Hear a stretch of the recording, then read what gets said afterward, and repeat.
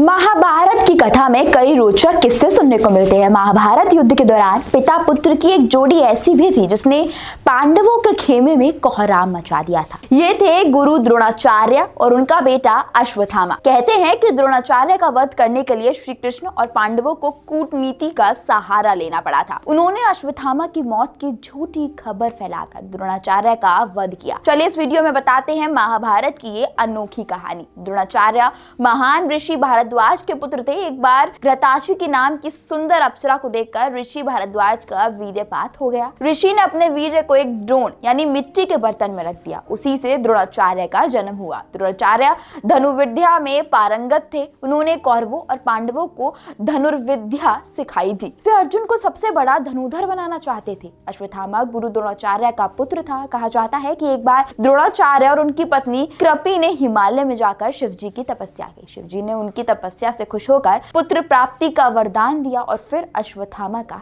जन्म हुआ।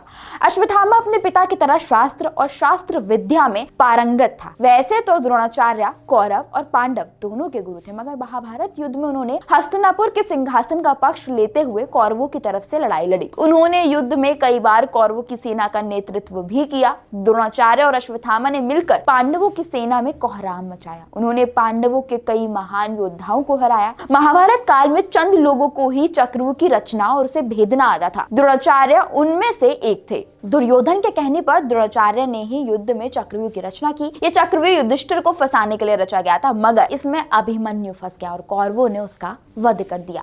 पौराणिक मान्यताओं के अनुसार द्रोणाचार्य का वध करने के लिए पांडवों को छल का सहारा लेना पड़ा। श्री कृष्ण के कहने पर युधिष्ठिर ने अपने अश्वत्थामा नाम के हाथी को मार दिया। फिर खबर फैला दी कि अश्वत्थामा का वध हो गया है। द्रोणाचार्य को लगा कि उनका पुत्र अश्वत्थामा नहीं रहा। उन्होंने तुरंत अपने अस्त्र शस्त्र त्याग दिए। इस मौके का फायदा उठाकर धृष्टद्युम्न ने द्रोणाचार्य का सिर काटकर उनका वध कर दिया। कहते हैं कि अपने पिता की मृत्यु की खबर सुनकर अश्वत्थामा आग बबूला हो गया। उसके सिर पर खून सवार हो गया। महाभारत युद्ध भले ही पांडवों ने जीत लिया, जब पांडव जीत का जश्न मना रहे थे तब पांडवों ने उनके खेमे में घुसकर तबाही मचा दी। अश्वत्थामा ने द्रौपदी के 5 पुत्र और धृष्टद्युम्न का उस समय वध कर दिया जब वे सो रहे थे। माना जाता है कि इस घटना के कारण अश्वत्थामा को सदियों तक जिंदा रहकर दुख भोगने का शाप मिला था। इस वीडियो में बस इतना ही। आपको ये जानकारी कैसी लगी, अपनी राय हमें कमेंट करके जरूर बताएं।